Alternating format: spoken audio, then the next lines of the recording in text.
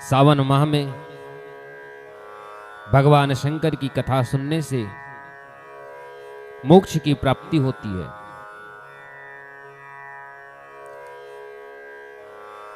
शिव महापुराण में लिखा गया है कि अगर कोई मनुष्य भगवान शंकर की भक्ति करे या शिव महापुराण की केवल कथा को हृदय से स्मरण करे तो उसके समस्त संकट क्षय हो जाते हैं, पाप कट जाते हैं, तन का रोग नष्ट होने लगता है और मुक्ति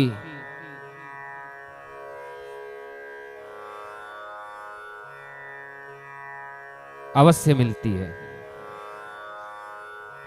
ऐसे भगवान शंकर भोलेनाथ के आज प्रथम दिवस में यह कथा करेंगे कि भगवान शंकर का जन्म कैसे हुआ,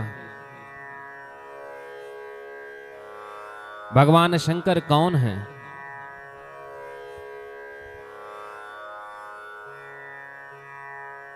भगवान शंकर का जन्म कैसे हुआ है। कई पुराण हमारे अलग अलग कथाओं के साथ आते हैं, जिसमें से विष्णु पुराण का एक कथा आता है कि भगवान श्रीमन नारायण एक बार अपनी शेष सैया में सोए हुए थे। तभी उनकी कपाट यानी बुद्धि से, कपाल से एक प्रकाश उत्पन्न हुआ और वही प्रकाश साक्षात भगवान शंकर का स्वरूप धारण कर लिए। इसलिए सदैव भगवान शंकर ध्यान मुद्रा में विराजमान रहते हैं, क्योंकि वह भगवान विष्णु के मस्तिष्क हैं। परंतु संसार में मात्र शंकर इकलौते ऐसे ईश्वर हैं जिन्हें स्वयंभू कहा गया, अर्थात जो स्वयं में ही पूर्ण है, जिसका ना कोई आदि है ना कोई अनादि है। भूतनाथ अर्थात जो पंचभूतों का स्वामी हो, और मनुष्य का जन्म और मृत्यु पंचभूत से होती है।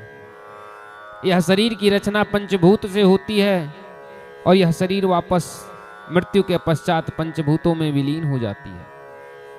परंतु भगवान शंकर भूतनाथ हैं, इन पंचभूतों के स्वामी हैं।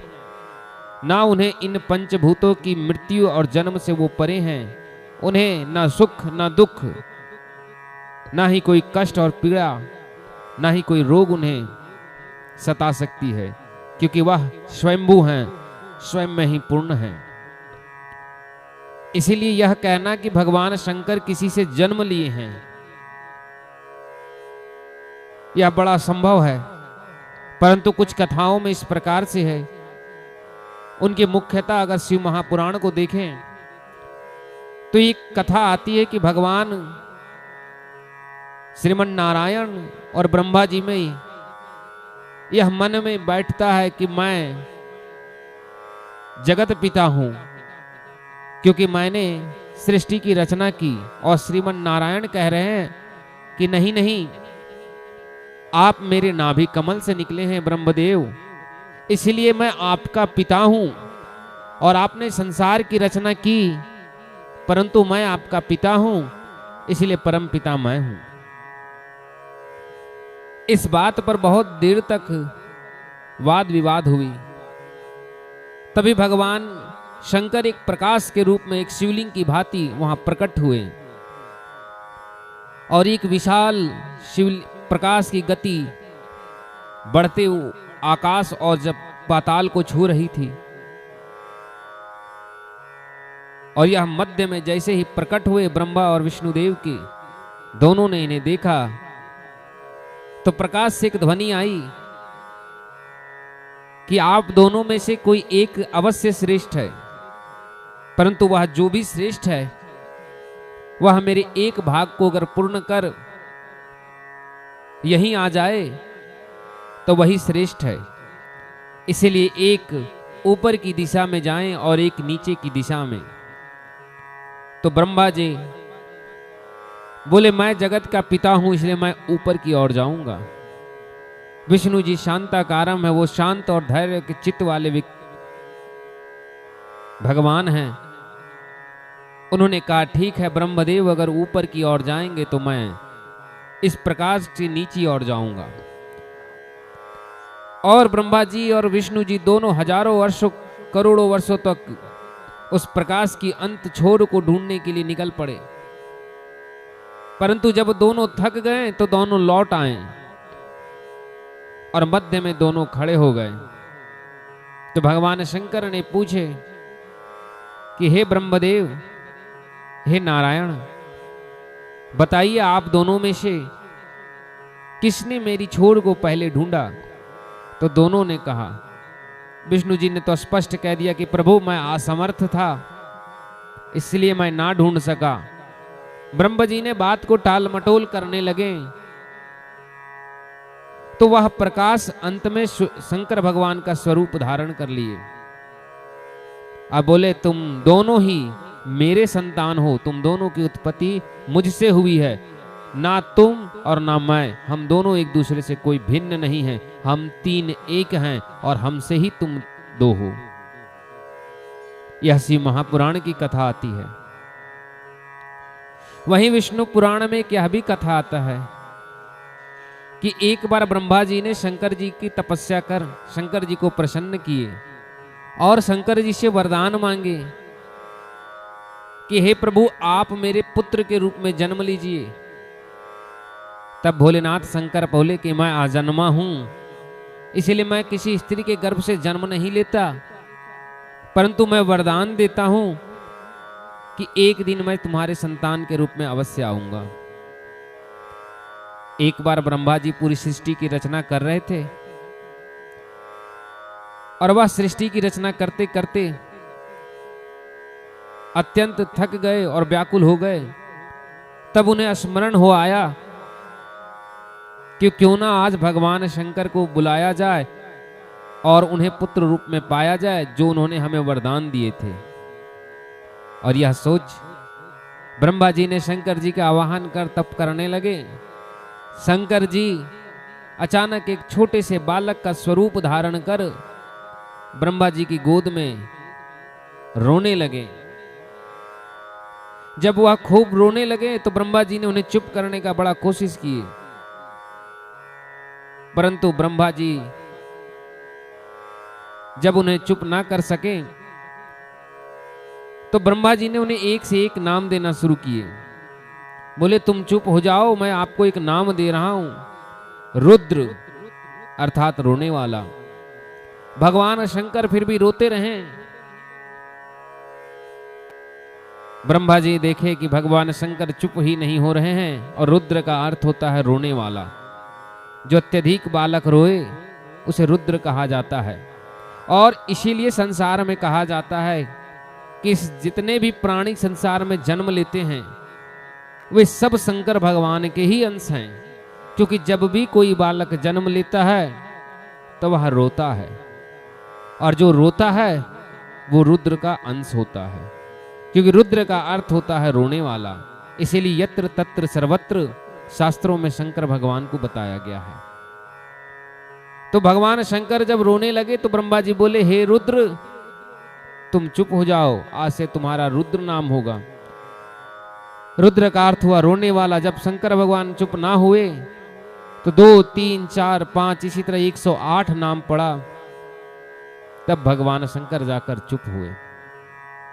इस कथा के माध्यम से ब्रह्मा जी शंकर जी के पिता बने, परंतु शंकर जी किसी स्त्री के गर्भ से ना जन्म लिए थे, इसीलिए पूर्ण पिता भी इन्हें नहीं कहा जा सकता।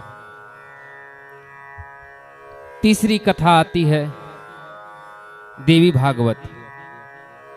जब देवी भागवत को आप पढ़ेंगे तो वहां एक कथा आएगी कि ब्रह्मा जी और विष्णु जी में विवाद हो गया कि मैं जगत पिता, मैं सृष्टि पिता हूं। जब दोनों में विवाद हुआ तो यह विवाद बढ़ते ही गई, क्योंकि कहा गया है कि वाद विवाद में जितनी इंसान बोलता है वह विवाद उतना ही ऊंचा उठता है। यह विवाद को बढ़ता देख मध्य में एक प्रकाश उत्पन्न हुए और उस प्रकाश ने कहा कि हे पुत्रों, तुम चुप हो जाओ। ना तुम पिता हो ना तुम पिता हो, इस संसार का और तुम दोनों का पिता मैं हूं। मैं आदि शंकर हूं, मैं साक्षात शक्तिपति हूं और मैंने इस संसार की रचना की है और मेरी ही शक्ति से तुम दोनों की उत्पत्ति हुई है और तुम भिन्न नहीं हो।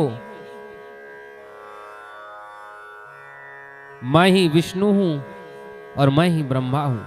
यह तीन रूप मेरा है और मुझसे ही यह दो रूप है और मैं ही इन दो रूपों में हूं। अर्थात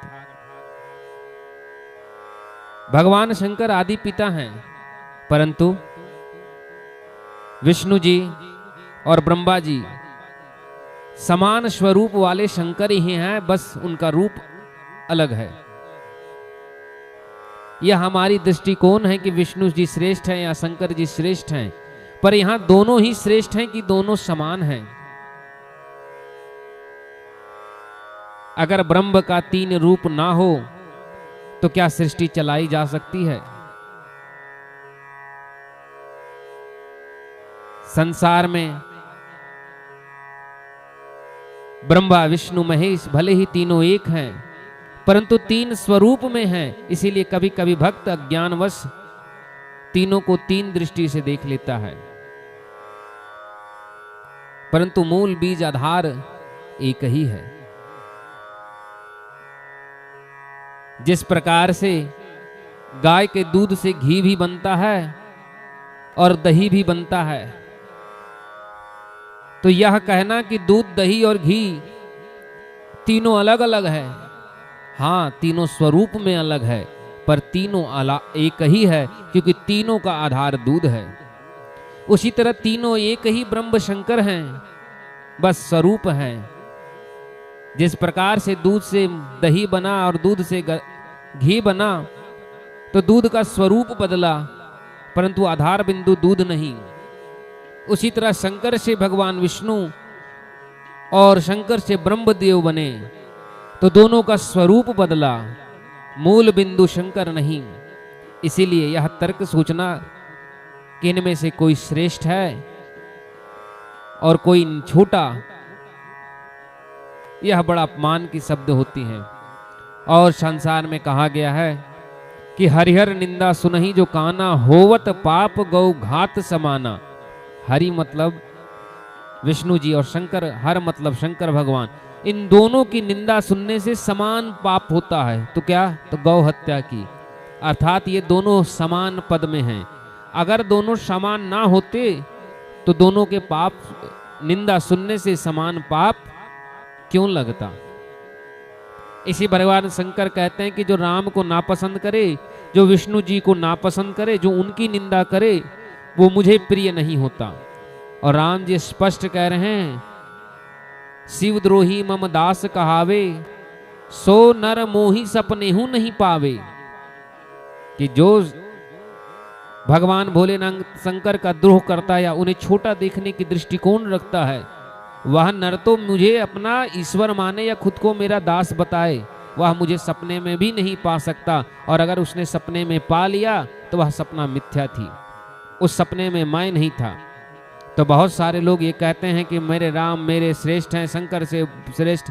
और अगर उन्होंने कभी कह दिया कि मैंने सपने में या कहीं राम की दृष्टि दर्शन किया है, तो समझिए कि वह व्यक्ति प्योर झूठ बोल रहा है, शुद्ध झूठ है।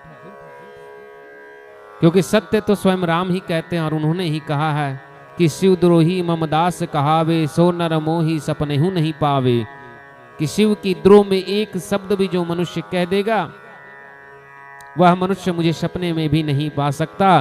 तो स्वयं ही आप सोचिए कि शिव को छोटा कहने से क्या नारायण की प्राप्ति हो सकती है। इसीलिए शिव की श्रेष्ठता और शिव की महानता आप यहीं से समझिए कि संसार में जो गुरु शिष्य की परंपरा है, इसे किसी और ने नहीं, स्वयं भगवान शंकर ने स्थापित किए हैं। इस संसार में भगवान शंकर पहले गुरु हैं जिन्होंने संसार में गुरु शिष्य की परंपरा को स्थापित किए। और क्या आपको पता है कि भगवान शंकर के वे शिष्य कौन थे? कहा जाता है कि जब गुरु श्रेष्ठ हो और शिष्य भी श्रेष्ठ हो तो जो ज्ञान का आदान प्रदान होती है उससे दोनों अजर और अमर हो जाते हैं, क्योंकि मनुष्य का शरीर नाश्वर होता है, ज्ञान सदैव अमर होता है, कीर्ति अमर होती है। भगवान शंकर भोलेनाथ के 7 शिष्य थे, 7 ऋषि थे, और उन 7 ऋषियों को जब भगवान शंकर ने ज्ञान प्रदान किए, उनकी गुरु का स्थान प्राप्त किए, जब उन्होंने शिष्य बनाए तो वे 7 ऋषि सप्त महाऋषि बन गए। संसार में ऋषि तो कितने उत्पन्न हुए, लेकिन केवल सप्त ऋषि ही श्रेष्ठ कहलाएं, क्योंकि वो सप्त ऋषियों ने स्वयं गुरु दीक्षा शंकर भगवान से लिए थे। ऐसी महानतम भगवान शंकर की महिमा है कि केवल उनसे शिष्य स्थान को प्राप्त कर, उनसे ज्ञान प्राप्त कर लेने से ऋषियों की भी सभा में कोई महर्षि बन जाता है। और सूत जी शौनक जी को तो समझा रहे हैं कि इस कलिकाल में सारे मुक्ति के साधन समाप्त हो जाएंगे। सारे मुक्ति के साधन जब समाप्त हो गया, मनुष्य भूल जाएगा, तब भी भोलेनाथ शंकर केवल एकमात्र ऐसे ईश्वर होंगे जिनके स्मरण मात्र से ही मनुष्य के सारे पाप क्षय हो जाएंगे।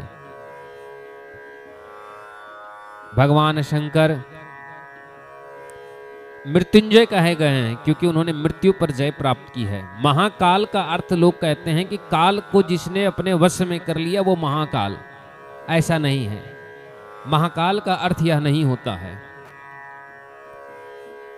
भगवान शंकर मृत्यु पर विजय प्राप्त किए हैं, इसलिए उन्हें मृत्युंजय कहा गया है, ना कि महाकाल। महाकाल इनके 3 आधार बिंदु होते हैं। एक दूषण नाम का राक्षस बड़ा अत्याचार मचा दिया। तभी कुछ ऋषियों ने भगवान शंकर की पूजा एक शिवलिंग पे कर रहे थे, और जैसे ही वह दूषण भगवान शंकर की पूजा कर रहे ऋषियों का वध करने आया, तो ऋषियों ने भय से भगवान शंकर को पुकारने लगे। तो दूषण इतना अत्याचारी दुष्ट था कि उसे संसार काल कहती थी, क्योंकि जिस पर एक बार दूषण का नजर पड़ गया वह समझो साक्षात यमराज के द्वार गया। ऐसा दूषण को जब काल दृष्टि से ऋषि मुनियों ने उन्हें काल संबोधन करने लगा, दूषण जैसे नीच राक्षस को, तो वह राक्षस जैसे ही भगवान शंकर के शिवलिंग के पास ऋषियों को मारने पहुंचे, वैसे ही उस शिवलिंग से एक अद्भुत प्रकाश का तेज निकला और उससे दांतों को पीसते हुए क्रोध में भगवान शंकर एक विशाल महाकाल स्वरूप धारण कर जैसे ही सामने आकर हुंकार भरे दूषण की ओर, दूषण ने जैसे ही भगवान शंकर के उस विशाल स्वरूप को देख, वैसे ही दूषण वहीं पे मृत्यु को प्राप्त हो गए भय से। और बस शंकर भगवान के केवल हुंकार मात्र से जब दूषण राक्षस की मृत्यु हो गई, तो ऋषि मुनियों ने कहा कि जो काल को भी केवल अपने रूप के भय से मार दे, ऐसे भोलेनाथ शंकर आज से काल नहीं, ये महाकाल कहे जाएंगे। इसीलिए भगवान शंकर को महाकाल कहा जाता है। और उसी समय से उज्जैन महाकालेश्वर में वह शिवलिंग आज भी वहां है। यह भगवान शंकर की गाथा है। इसी तरह भगवान शंकर अलग अलग रूप में, अलग अलग रंग में, और हमारे सनातन परंपरा में केवल 2 ही देवता ऐसे हैं जो पूर्ण रूप से गोरे हैं, और एक भगवान शंकर हैं जिनको कहा है कर्पूर गौरम, और दूसरे भगवान परशुराम हैं जिनके लिए तुलसीदास जी महाराज भी कह रहे हैं कर्पूर गौरम। ये मात्र 2 ऐसे देवता हैं जिनको सामने से देखिए तो साक्षात हिमालय से भी श्वेत दिखे। ये इतने गोरे हैं, परंतु दोनों के दृष्टिकोण देखिए कि दोनों वैरागी की भांति जीते हैं, क्योंकि हमारी परंपरा में सौंदर्य का महत्व नहीं होता, हमारे यहाँ ज्ञान और कर्म का महत्व होता है। इसीलिए शंकर भगवान कर्पूर गौरम है, परंतु दुनिया आज भी कहती कि हमारे सारे देवता काले हैं, क्योंकि उन्हें गोरे काले से कोई फर्क नहीं पड़ता है। इसीलिए आदि शंकर जब मृत्युंजय, जब महाकाल का रूप धारण किए, और महाकाल का दूसरा अर्थ ये होता है जो काल से परे हो उसे महाकाल कहते हैं। जैसे देवों से जो ऊपर हो वो महादेव। और 3 काल हमारे शास्त्रों में बताए गए हैं, भूतकाल, भविष्यकाल, वर्तमान काल। इन तीनों काल से जो ऊपर हैं उसे महाकाल कहते हैं। जिनके आने के बाद स्वयं भूतकाल आया और जिनके जाने से पहले ही भविष्य काल भी चला जाएगा, यानी जिनके रहते समय है, जिनके रहते समय चला भी जाएगा, और जिनके रहते समय का आरंभ भी हुआ, वही महाकाल है। क्योंकि काल का अर्थ होता है इंग्लिश में बोले तो टाइम पीरियड। तो समय जो होती है वह समय की एक आरंभ है और समय का अंत है। जैसे सूर्योदय से सूर्यास्त तक दिन होती है, लेकिन जैसे सूर्यास्त होती है दिन की पुनः समापन हो जाती है। तो यह दिन रात जैसे समाप्त होता है, एक दिन समय भी समाप्त हो जाएगी, यह पूरी ब्रह्मांड समाप्त हो जाएगी, लेकिन जो बचेंगे वो महाकाल, इसीलिए उन्हें महाकाल कहा जाता है। तीसरी दृष्टिकोण से देखें तो महाकाल का तीसरा अर्थ होता है कि जिसे काल मार सके तो काल, और जिसे कोई ना मार सके उसे जो मार दे वो महाकाल। एक छोटी सी उदाहरण है कि एक बार भगवान श्रीमन नारायण अपने सुदर्शन चक्र को जब राहु पर चलाते हैं तो राहु 2 भागों में कट जाता है, लेकिन राहु की मृत्यु नहीं होती है। भगवान नारायण कहते इसने अमृत पान किया, इसलिए इसके सहस्त्र टुकड़े भी अगर मैं सुदर्शन से कर दूं तो भी यह जीवित ही रहेगा। लेकिन दूसरी कथा आती है कि जब कामदेव ने भगवान शंकर को उनके तप से उठाने की कोशिश किए तो भगवान शंकर की तीसरी नेत्र की ज्वाला से वो जल करके भस्म हो गया और वही मृत्यु को प्राप्त हो गया। यानी जिसे मृत्यु भी ना मार सके उसे जो मार दे वो महाकाल है। तो महाकाल की ऐसी ऐसी व्याख्या होती है, लेकिन जो मृत्यु पर जीत जाए उसे महाकाल नहीं कहते, उसे मृत्युंजय कहते हैं। और मृत्युंजय भगवान शंकर का 88वां नाम है। भगवान शंकर के 108 नामों में 88वां नाम जो है 88 नाम वो मृत्युंजय है। इसीलिए भगवान शंकर को प्रिय है। और भगवान शंकर राज तत्व से भी श्रेष्ठ हैं। पर्वतों का राजा हिमालय साक्षात शंकर, वृक्षों का राजा बरगद भगवान शंकर हैं। पूजे पाठ में जिन चीजों का प्रयोग होता है उसका राजा बेलपत्र भगवान शंकर हैं, बेल के वृक्ष।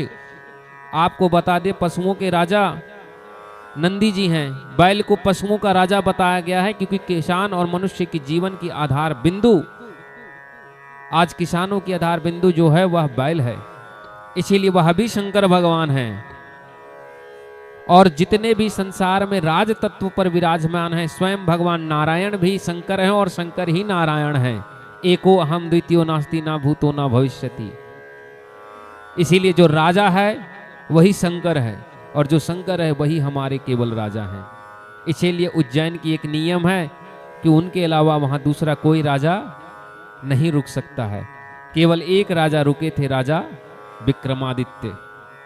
और विक्रमादित्य बहुत बड़े धर्मात्मा और शंकर जी के बहुत बड़े भक्त थे और नारायण के, इसलिए उन्होंने एक रात्रि उज्जैन में उन्होंने समय बिताया था, वरना दूसरा कोई भी राजा एक बार में महाकालेश्वर में समय नहीं काट सकता। ऐसे शिव की गाथा अब नित्य 1 माह चलेगी पूरी सावन।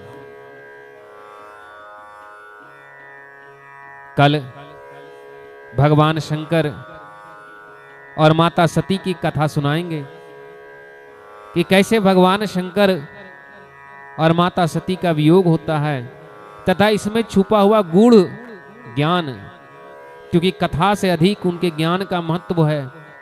वरना लोग 9 दिन रामनवमी की राम जी की कथा सुनने के बाद 10वें दिन दारू पीने पहुंच जाते हैं। 1 माह सावन में लोग गले सूख जाते हैं कि उसने दारू और मांस ना खाया, फिर अगला दिन वह दारू मांस के लिए निकल पड़ता है।